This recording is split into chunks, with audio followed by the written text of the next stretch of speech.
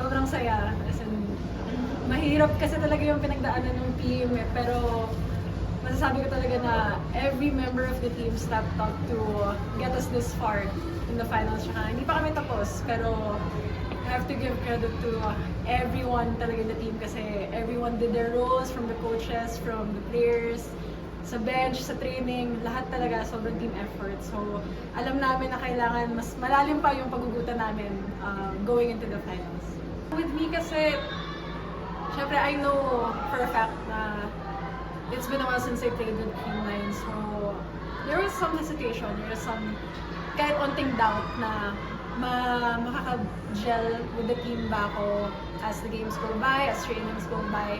Pero parati yung nire-reassure ng teammates ko, ng coaches ko na kaya namin, kaya ko, kaya namin, at katrabahuin talaga namin yung connection at yung bawat laro na kailangan namin pagdaanin, and to just trust in myself and in the whole team.